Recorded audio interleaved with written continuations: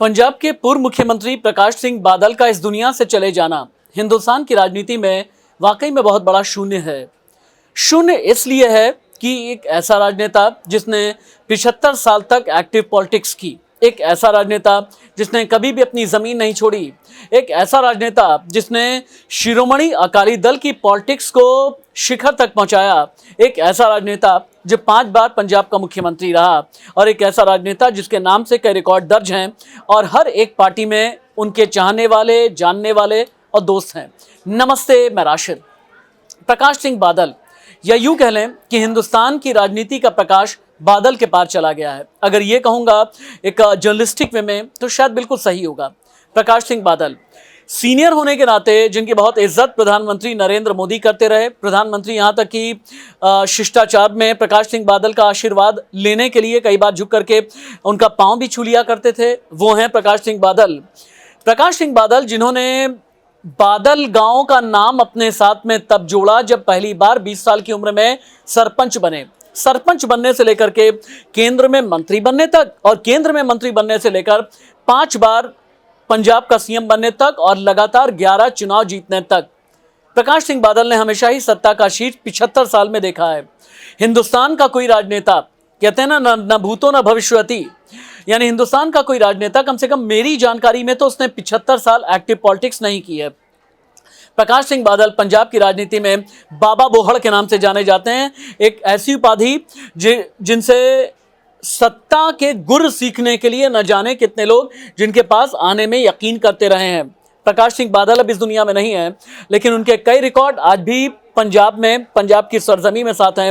लेकिन थोड़ा सा एक बार सन 1977 में आपको लेकर के चलता हूँ। मोरारजी देसाई ने तब केंद्र में जनता पार्टी वाली सरकार बनाई, तो केंद्र में कृषि मंत्री प्रकाश सिंह बादल बने। प्रकाश सिंह बादल से उस वक्त में मोरारजी देसाई ने यह कहा कि अब आप केंद्र की सत्ता में बहुत शीर्ष तक जाएंगे क्योंकि बहुत कम उम्र में आप बन गए हैं केंद्र में मंत्री।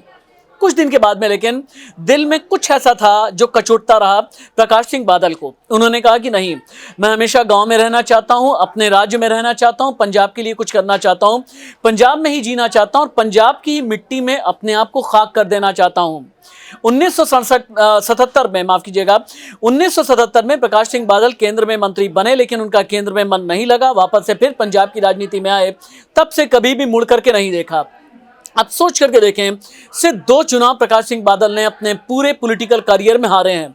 एक 1967 में और दूसरा साल 2022 में, यानी पिछले साल जो विधानसभा चुनाव हुआ, जब उन्होंने अपनी विधानसभा सीट लंबी रखी, बादल की बजाय लंबी रखी और लंबी में विधानसभा चुनाव हार गए। लेकिन प्रकाश सिंह बादल का जाना, बाबा बोहड़ का जाना अपने आप में कई मायनों में खास है। कुछ उनके करियर के ऐसे रिकॉर्ड हैं जो आपके सामने मैं रखना चाहता हूं।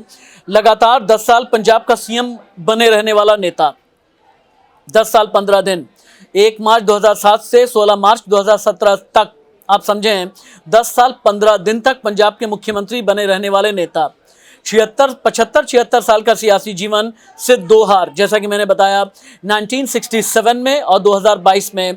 सबसे कम उम्र के सीएम और सबसे लंबी सियासी पारी खेलने वाले सीएम आज प्रकाश सिंह बादल नहीं है, लेकिन सियासत के आकाश के एक ऐसे धूमकेतु जो बादल पार जा चुके हैं।